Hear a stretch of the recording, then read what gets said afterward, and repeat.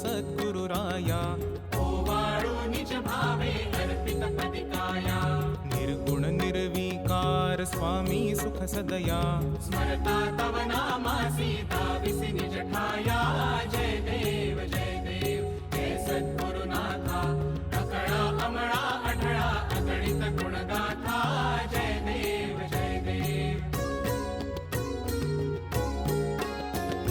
सद्गुरु दातारा तू मुक्ती पदी ठाव, देसी म्हणूनी जडला पायी सद्भाव, भावे उगविसी गोवे बोलसी निज भाव, मी माझा मज माझी दाखविला देवा, जय देव हे सद्गुरुनाथा, अकळा अमळा अढळा अगणित गुणगाथा, जय देव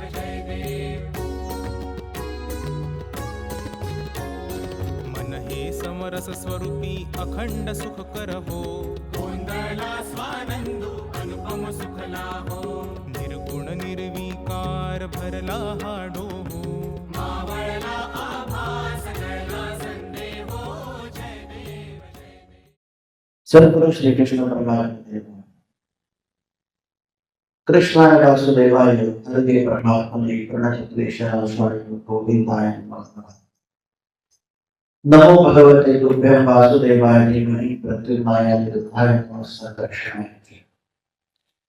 वसुदेवं सुतं देवं तत्सचाणूरमर्दनं देवकी परमानन्दं कृष्णं जगद्गुरुं। नमो ब्रह्मण्य देवाय गो ब्राह्मण हिताय च जगद्धिताय कृष्णाय गोविंदाय नमो नमः। आपदामपहर्तारं दातारं सर्वसम्पदां लोकाभिरामं श्रीरामं भूयो भूयो नमाम्यहम्।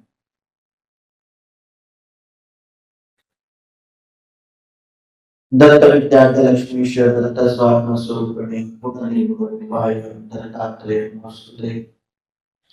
आनंद भारत कर प्रसन्नं ज्ञान स्वरूपं निजबोधरूपं योगीन्द्र नित्यं भवरोग वैद्यं श्री सद्गुरु नित्यानंद बोलिए सद्गुरु गोविंदनाथ महाराज की जय, सब संतन की जय, बाल गोपाल की जय। आज अत्यंत परम पवित्र दिन भगवान जगद्गुरु स्वामी आचार्य श्री गोविंदनाथ महाराज स्वामी जी का आज पुण्य स्मरण दिन है। सिद्ध संतों का दर्शन होना, उनका सानिध्य हमारे जीवन का परम भाग्य होता है। और सिद्धों के बारे में ऐसा कहा जाता है, देहंतरश्वरं कौशिकं कोटिकं वा सिद्धं ऋषिति योगधर्म स्वरूपम। देह रहे ना रहे, शरीर रहे ना रहे, वो खड़े हैं, बैठे हैं, लेटे हैं, किस मुद्रा में है, इसका कोई संबंध नहीं। उनके दृष्टि मात्र से, उनके स्मरण मात्र से कृपा बरसती रहती है, पापों का नाश होता है। सरकारी प्रवृत्त जीवन हो, ऐसी प्रेरणा मिलती, शक्तिहीन को शक्ति मिलती है, पुरुषार्थहीन को पुरुषार्थ प्राप्ति होती है, क्योंकि वे स्वयं ब्रह्म होते हैं। और संतों का उपदेश क्या होता है, जैसा हम करते हैं वैसा आप करिए, यही उनकी प्रेरणा होती है। वेदों में एक विचार है, ओम ब्रह्म में तुमाम मधुमेह तुमाम ब्रह्म में मधुमेह तुमाम। हम आपको ब्रह्म में प्रदान करते हैं। संत क्या करते हैं, कहते हैं कि हम आपको छोटी मोटी चीज क्यों मांगते हैं, लड़की का 12वीं का पास होना, बेटे का ब्याह होना, किसी की नौकरी होना, ये तो आज नहीं 40 साल के लिए। जहां तक कि जीव की शाश्वत परंपरा जन्म मृत्यु की चली आती है, जन्मांतरेण वो किसी ना किसी योनि में भटकते रहता है।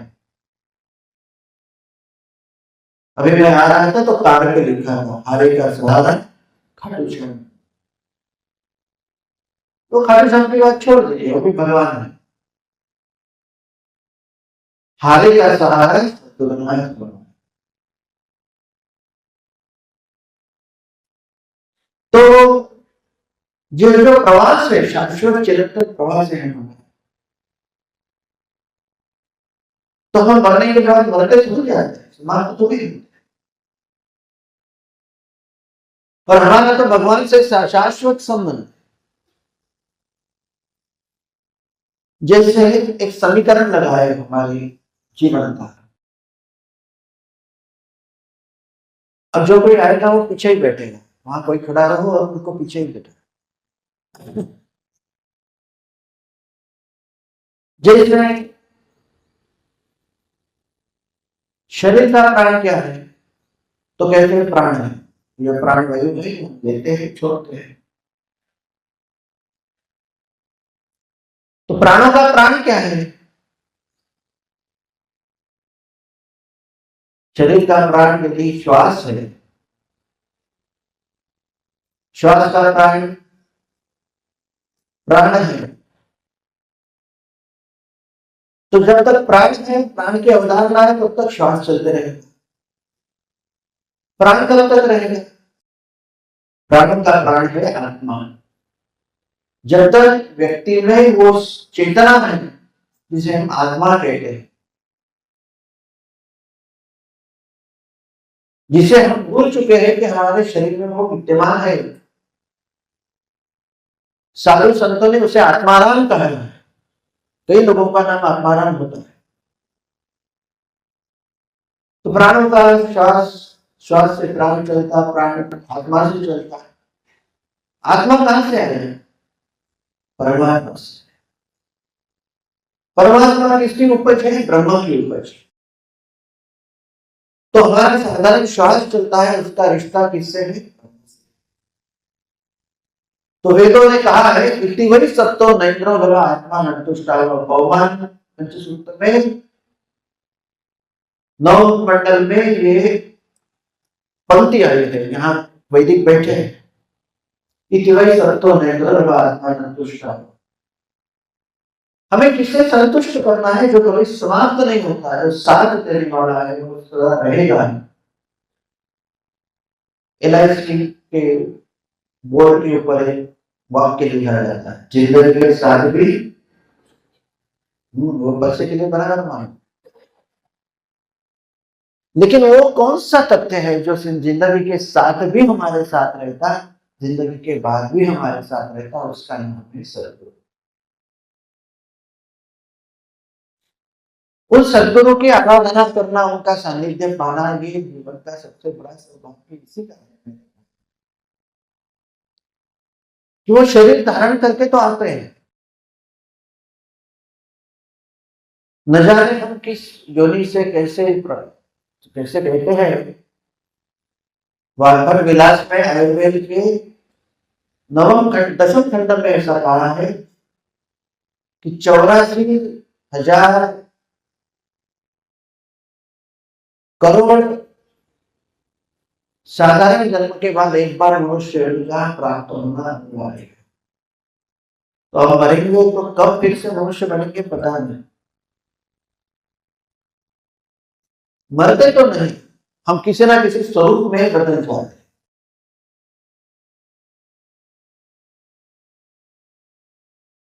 और महान अच्छे लोगों का जिसका मन अच्छा है, जिसका अंतःकरण सात्विक है, जो कुछ विधायक काम के लिए जीवन देना चाहते हैं, उनकी तो प्रार्थना लगी रहती है कि इस महान उद्देश्य प्राप्ति हित लगे भले जीवन सारा, एक जन्म क्या बार बार हो, इसी हेतु जीवन था।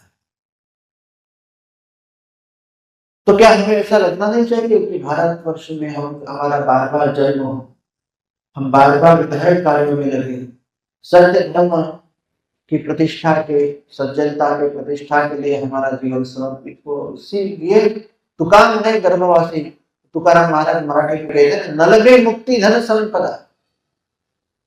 मुक्ति धन हमें कुछ नहीं चाहिए, संत संग रहे सर। संतों का संग हमें सदा सर्वकाल मिलना चाहिए। तुकाराम ने गर्भवासी सुखे धारा वे आनासी। जगतगुरु तुकोबारा कहते हैं कि देना ही है तो इस भारत भूमि की मिट्टी में ऐसा जन्म दे, सुखे धारा में हमारी, जिसके द्वारा हम जिएंगे, हम जन्म लेंगे, हमारे द्वारा सभी सृष्टि को सुख प्राप्त हो, और सृष्टि को सुख प्राप्त हो ये देखकर हम भी सुख हो। लेकिन ये होगा कैसे? भक्ति किसे कहते हैं? मुक्ति पाना किसे कहते हैं? तो साधारण लोग कहते हैं कि जन्म मृत्यु से परे, जन्म भी नहीं मरण भी नहीं, इसे मुक्ति कहते हैं। तो संत क्यों जन्म लेते? तो क्या वे मुक्त नहीं? भगवान सदगुरु गोविंदनाथ महाराज जी को तो मुक्त, जीवन मुक्त यह उपाधि दी। उनकी समाधि जो मृत्यु के बाद नहीं हुई, वो तो जीवंत सदैव अपनी समाधि लिए हुए यहां बैठे। अंजनदास जी के पिता संतरासी हमारी परंपरा में मेरे पूर्व के 9वें महाराज जी स्वयं मृत्यु को कह दिए कि हमें फिर से भक्तों के इष्ट कामना पूर्ति के लिए, उनको उनका कल्याण करने के लिए हम सदैव यहाँ विराजमान होना चाहते हैं। मृत्यु भी उनकी सुनता है, यमराज भी उनकी सुनता है, नारायण भी उनकी सुनता है, गोरक्षनाथ के स्वयं सिद्ध अवतार भी तो थे। तो संतों के पास मांगना क्या है हमें? जैसे उनका जीवन वैसा जीवन, वो कहते हैं कि हम है तो सदगुरु आखिर परमात्मा का स्वरूप। हम इसी कारण तो सामान्य सा श्लोक कहते हैं, गुरुर् ब्रह्मा गुरुर्विष्णु गुरुर्देवो महेश्वर गुरु साक्षात परब्रह्म तस्मै श्री। तो ब्रह्म है, लेकिन वो मनुष्य रूप में ना सदा समय मनुष्य के स्वरूप में। क्योंकि घोड़ा बनना है तो घोड़े की भाषा आएगी, तो घोड़ा घोड़े का सुनता है, गधा गधे का सुनता है, कुत्ता कुत्ते का सुनता है। मनुष्य तो जिंदगी भर कुत्ता पालता है, लेकिन कुत्ते की भाषा समझ नहीं सकता। मनुष्य को मनुष्य की ही भाषा समझ में। तो इसलिए भगवान स्वयं मनुष्य स्वरूप धारण करके हमारे बीच आता है, और वो भगवान का मनुष्य स्वरूप है सदगुरु।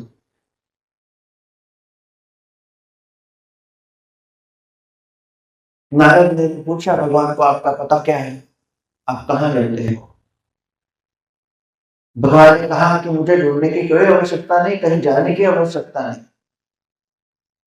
कहीं अगल बगल में सच्चे संत है, उनका सानिध्य कर लेना, व्यवहार शुद्धि से भी व्यवहार की सीख देंगे, परमात्मा अध्यात्म स्वरूप से परमात्मा की भी शिक्षा देंगे और आपका कल्याण करेंगे। तो भगवान ने कहा, नाहं वसामि वैकुंठे, मेरा पता यदि वैकुंठ है तो बार बार लक्ष्मी मुझे ढूंढने क्यों निकलती? ढूंढने निकलती है तो मैं तो भक्तों के पास उनके साथ लीला करते हुए उसको देखता है, तो मुझे देखती है। नाहं वसामि वैकुंठे, कभी सूर के साथ, कभी मीरा के साथ, कभी गोस्वामी तुलसीदास के साथ, कभी ज्ञानेश्वर महाराज जी के साथ, कभी नाथ महाराज जी के साथ, कभी तुकोबारा के साथ।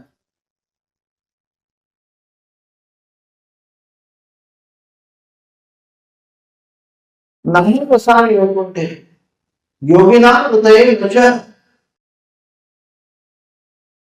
पता है बलि राजा का 3 चरण में, 52 अवतारों में सब सर्वस्व हरण करने के बाद राजा बलि कहने लगा, भगवान तो सब देवता मेरे पर आक्रमण करेंगे, क्योंकि मैं तो बलहीन राजा राक्षस हो चुका हूं। तो भगवान ने उस पर कृपा की, क्योंकि वो सदगुरु, उनके भी सदगुरु थे, वो भी सच्चा भगवान श्री हरि का साधन। सुतल पाताल में जगह दी और उसकी रक्षा करने लगे चारों दरवाजे पर। तो लक्ष्मी ढूंढती रही, कहाँ गए स्वामी, कहाँ गए स्वामी। तो ढूंढते ढूंढते नारद जी ने कहा कि वो तो बलि के पास रक्षण कर रहे, उसके साम्राज्य का, उसका कोई देवता उस पर आक्रमण ना करे।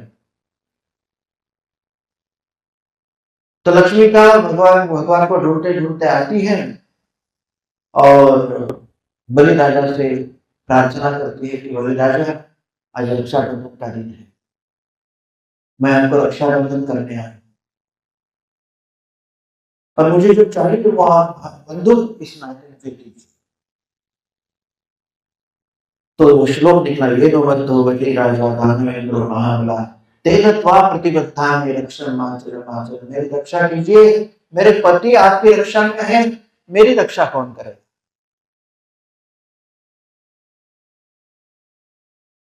तो भगवान के साथ लक्ष्मी का थोड़ा झगड़ा भी होता है, कैसे छोड़कर जाते हो बार बार वैकुंठ छोड़ के।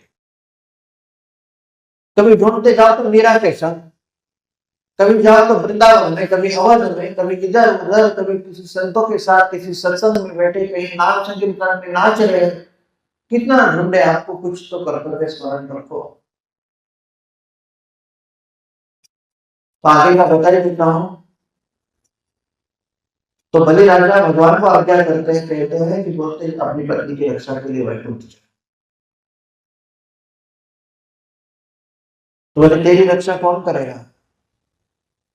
तो भगवान श्री हरि ने अपने सुदर्शन चक्र को आज्ञा दी, एक नई बात बता दो। सुदर्शन चक्र को आज्ञा दी और कहा कि इस मेरे बलि दास का, बलि मेरे भक्त का रक्षण करना। वो सुदर्शन चक्र घूमते घूमते परकोटे के बाहर, उससे जो प्रजा निकली वो वाल्मीकि समाज सुदर्शन समाज।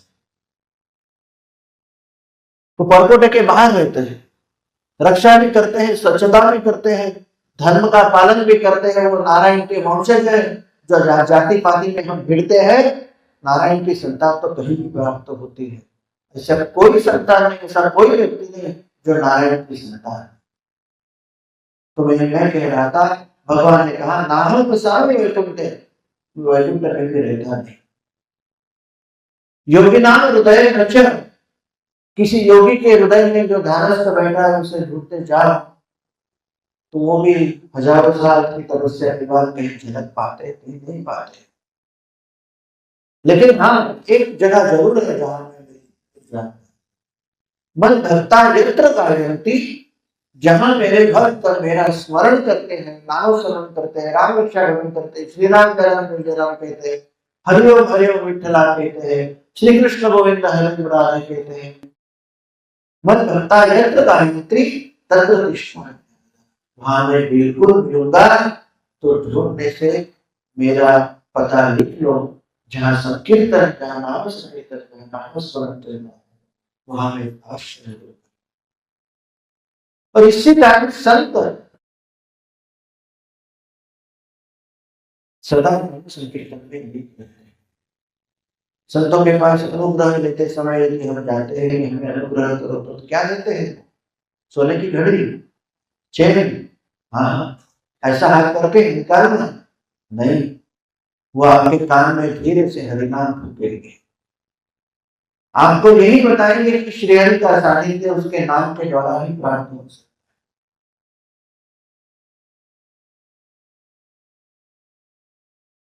तो ये जो सदगुरु का सानिध्य है वो परमात्मा के सानिध्य के लिए परमावश्यक है।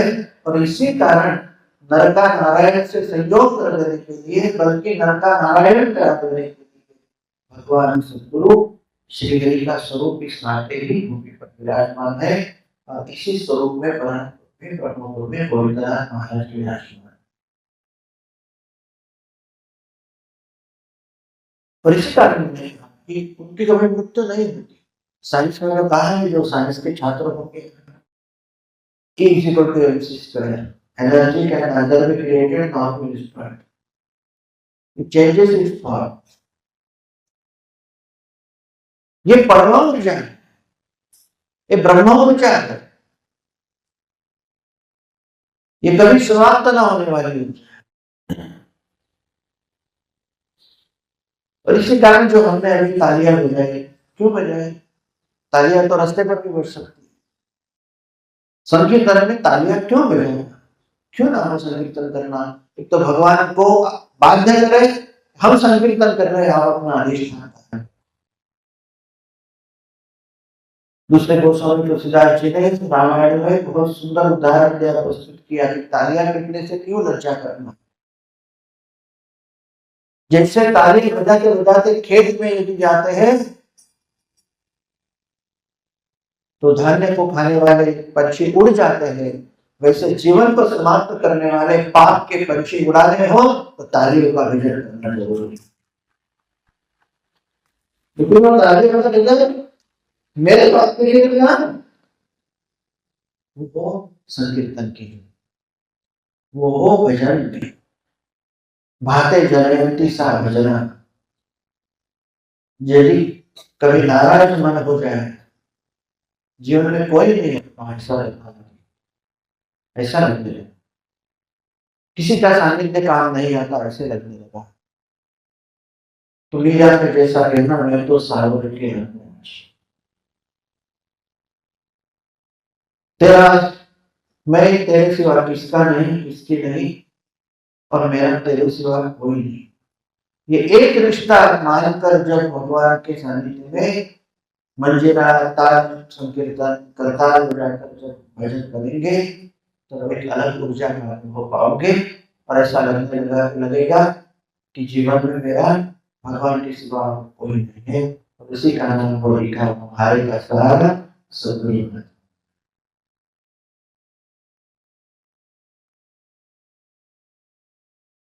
तो मृत्यु तो आज ना कल होनी है। भक्ति कैसी करनी है? यथा गोपिका, वृंदावन में गोपाल जैसे भी ठाकुर जी की भक्ति करते हैं, उनके जीवन का अविभाज्य घटक भगवान से यही होता है। मेरी माँ का स्मरण मुझे हो रहा है, वो कहती थी कि जरा महीना हो चुका है, किराना लेके आओ। तो पहले कागज पर लिखती थी श्री, और उस पर लिखते थे कुमकुम 5 ग्राम, बुक्का 10 ग्राम, कपूर। तो हमारे पिताजी कहते थे कि क्यों आप पहले ये सब लिखती है, आवश्यकता की चीजें लिखो ना, ये तो रहती है। बोले नहीं, पहले भगवान का स्मरण करके, भगवान का स्मरण करके भगवान की आवश्यकताओं की पूर्ति, उसके बिना प्रपंच तो उसके बाद आएगा, परमार्थ तो पहले आएगा। जो स्त्री अपने किराने की लिस्ट करते समय भी पहला स्मरण भगवान का करे, पहले स्मरण परमात्मा का हो, आगे प्रपंच का। धीरे धीरे छोटी छोटी अपने कार्यकलाप के साथ भगवान से जुड़े रहने का अभ्यास सतत करना चाहिए।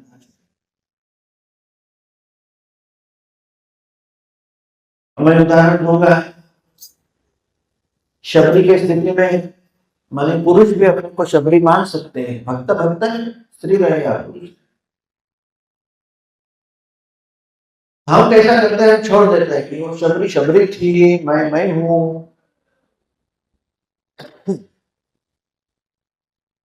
वो तो मैं कभी स्वयं का उदाहरण देता हूँ, गुरु जी आप तो आप है, हम तो हम है। हम छुड़ाना चाहते, पल्ला झाड़ना चाहते। शबरी ने क्या सोचा? शबरी ने इतना ही सोचा कि गुरुदेव ने कभी कहा उनके मृत्यु के समय कि तुझे नहीं मरना है शबरी, मेरे मृत्यु के बाद मेरी समाधि बना। तो शबरी ने कहा कि इस बड़े बड़े विद्वान आपके शिष्य रहे, सबको मंत्रों का उपदेश किया, सबको ज्ञान दिया, मैं तो अनाड़ी रही, मैं तो शबरी भील रही, मुझे क्या आता है, मुझे कुछ तो देकर जाइए। तो मदन ऋषि ने शबरी को श्री राम नाम जय का मंत्र दिया, कहा कि तू राम राम रटते रहे, तुझे राम अवश्य मिलेंगे। शबरी ने क्या किया, समाधि बनाई, एक हाथ समाधि पर रखती थी, और 76 साल राम जी का राम जी की प्रतीक्षा कितने साल? 76 साल। 87 साल के होकर शबरी गए, 76 साल के होकर शबरी गए, 76 साल, क्योंकि राम जी के मिलने के तुरंत बाद उन्होंने देह का त्याग किया। कैसे हुआ राम का दर्शन? वो रोज ये समझती थी कि आजकल भजन आए ना, वो चलते हैं, राम आएंगे आएंगे आएंगे राम आएंगे। वो तो गाने से तो नाचना ठीक है, लेकिन दैनंदिन जीवन में रोज का शबरी जैसा होना जरूरी। आप भी पढ़ सकते हो शबरी, मराठी में कहते शबरी क्यों? अपनी चबरी बहुत हो गई, शबरी कम हो गई। शबरी का शब्द है शहाणा, और बरी मराठी में कहते हैं शहाणी आदमी बरी मुझे शबरी। तो शबरी ने क्या किया? रोज पहले उठते समय एक संकल्प किया कि आज राम आएंगे। क्या हमारे घर में कभी सुबह उठने के बाद और ब्रश से दांत साफ करने के बाद भगवान को पहिया प्रणाम विदित करते हैं? क्या हम ऐसा कहते हैं, सोचते हैं कि आज राम आएंगे? नहीं करते। पहले संकल्प शक्ति का जागरण होना जरूरी है कि राम मिलेंगे, राम आएंगे, राम दर्शन देंगे, राम बात करेंगे, राम दे जाएंगे। फिर क्या करती थी शबरी? स्नान करती थी। स्नान किसके लिए? राम आएंगे इसलिए। नानी का कारण भी अपना होता है कभी रोज का, राम आएंगे राम के लिए स्नान नहीं, मुझे कहीं जाना है, गोरा दिखना है और बढ़िया से कंघी करनी है, रिसेप्शन में जाना है, ब्याह में जाना है, लेकिन सुंदर दिखने के लिए राम आएंगे, ये समीकरण हमारा कभी नहीं है। शबरी अपने बाल संवारती थी, तरुण थी शबरी, सुंदर सुंदर अलंकार फूलों के गहने में सजाती थी, लोग उनको कोसते भी थे। शबरी का जीवन चरित्र बड़ा सुंदर है। लोग बोलते थे मतंग ऋषि की शिष्या है, तेरे को क्या आवश्यकता है? तो बोले नहीं, राम आएंगे, मेरे परम सौभाग्य है, मेरे परम श्रीहरि है, मेरे परम सदगुरु है, राम आएंगे इस कारण में अच्छा है। रोज ताजे ताजे फल, कटोरे का जल वगैरह सब भर के रखती थी। कारण क्या है? राम आएंगे। और निराश होकर रोती थी शाम को, राम नहीं आए, कल राम आएंगे। 76 साल राम आएंगे ऐसा देखते देखते एक दिन ऐसा आया और रोज टकटकी निहारती रहती थी कि फाटक के ऊपर कि आश्रम के दरवाजे पर कभी राम दिखेंगे, कभी राम आएंगे। फूलों की पंखुड़ियां, फूलों की आरास करके रखती थी, आसन बिछा के रखती थी। हमारे घर में भी तो वैसे ही होना चाहिए। रोज भी पूजा करते समय एक आसन भगवान से आएंगे। तो हमारी अवस्था क्या है?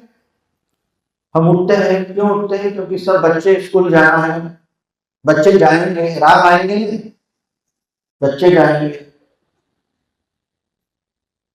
फिर नाना क्योंकि इनके लिए रोटी बेलन करनी है, क्योंकि ये ऑफिस जाएंगे, राम आएंगे नहीं। फिर सब्जी वाला सब्जी लो, सब्जी आलू बटाटा प्याज लहसुन, दरवाजे में रहकर हम उनकी प्रतीक्षा करते हैं कि सब्जी वाला नहीं आया, राम नहीं आया, नहीं सब्जी वाला नहीं आया, दूध वाला नहीं आएगा, दूध वाले आएंगे, राम नहीं आएंगे। फिर पेपर वाला नहीं आया। फिर सब काम होने के बाद में फिर एक बोरिया डालकर बैठते हैं हम, फाटक की ओर निहारते हैं, सहेली नहीं आए, मित्र नहीं आया। फिर उसके दोपहर के 3 बजते हैं, वो सीरियस नहीं आए। अरे राम के संबंध में फिर भी क्या ये नहीं हो सकता कि आसन डाल के भक्ति तो कहीं भी श्रृंगार ले सकती है, भक्ति का वहन तो कहीं भी हो सकता है। एक आसन डाल के बैठे और कल्पना करे कि अचानक फाटक का आवाज हुआ, बेल बजी, दरवाजा खोला तो राम सुरक्षा।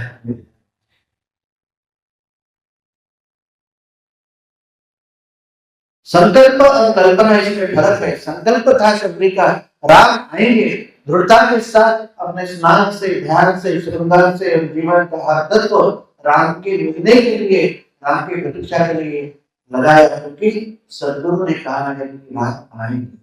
76 साल तक दूसरा कोई लगा के रहा होता तो सदगुरु झूठ बोले करके 15 साल में दूसरे सदगुरु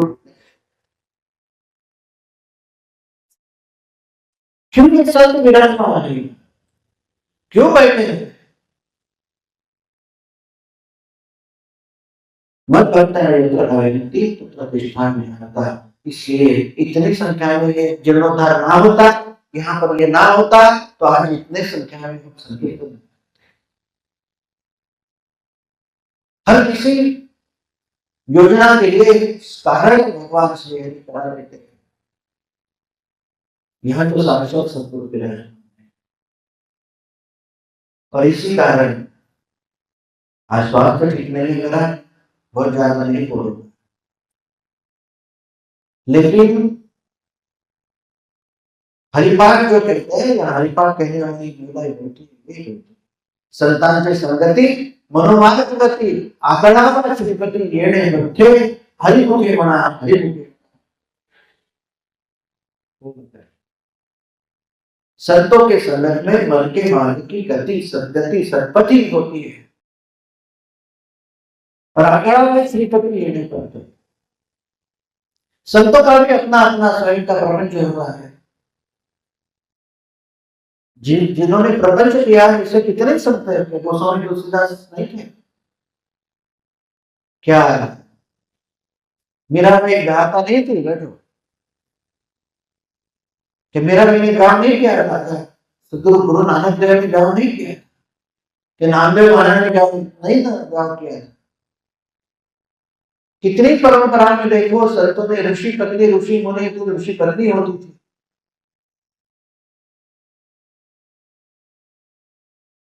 तो प्रपंच का परमात्मा से कोई बैर नहीं। परमात्मा की व्याख्या क्या है? अपने जीवन का परम अर्थ समझना, यही परमात्मा है। तो जीवन का परम अर्थ क्या है? संतों के संगत में मनोमार्ग, उनके मन का जो विचरण होता है, जिस ढंग से होता है वैसे मानस का उपयोग,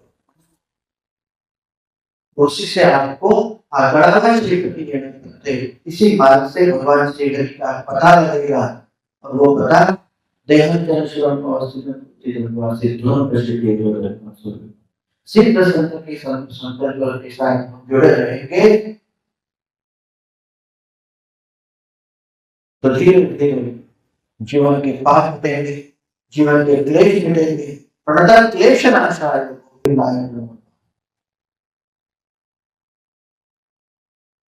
कलर दोष राजो नास्ति एको महान पुराण कीर्तनाते कृष्ण से संको कलयुग में क्या विशेष करना चाहिए?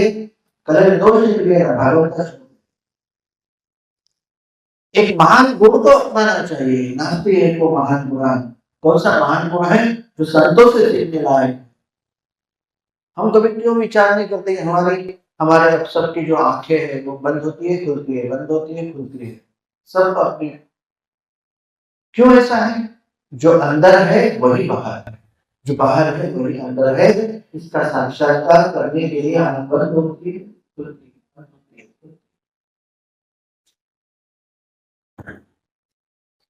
तो भगवान सर्वत्र सदा सर्वत्र सर्वदा सब तरफ विराजमान है। केवल उसको देखने की चेष्टा करनी चाहिए। तो चेष्टा कैसे करनी चाहिए? उसका पाठ हमने संतों के सानिध्य में लेना चाहिए। इसलिए संत सब कुछ करते हैं, भंडारा चलाते हैं, आचरण चलाते हैं, विचरण करते हैं, प्रवास करते हैं, प्रपंच भी संभालते हैं, अपने पत्नी अपने बच्चों को भी संभालते हैं, समाज को भी संभालते हैं, लेकिन भगवान का सानिध्य नहीं।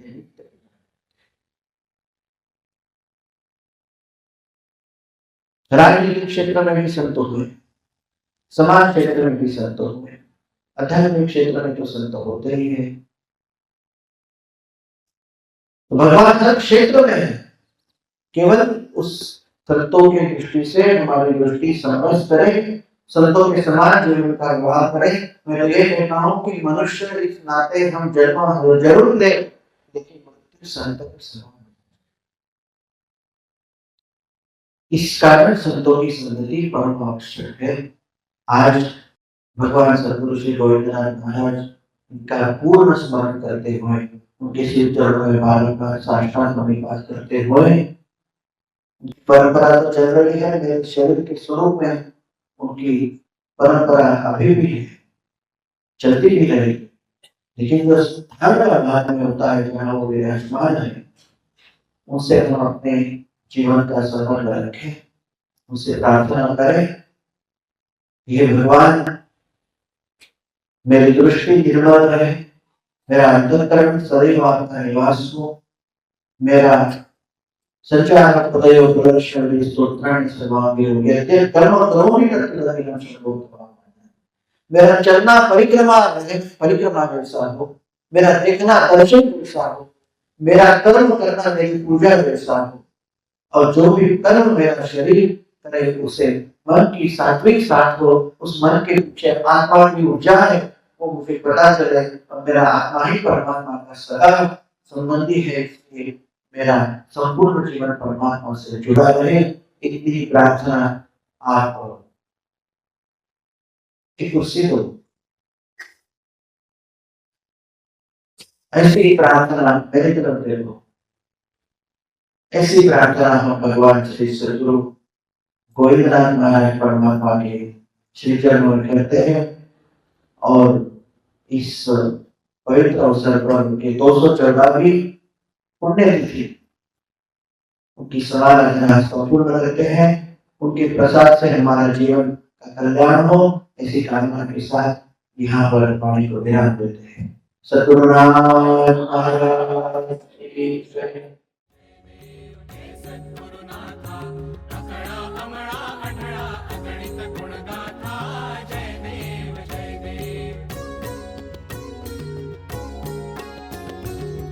जयाजी सद्गुरुनाथा गोविंदा स्वामी गोविंदा।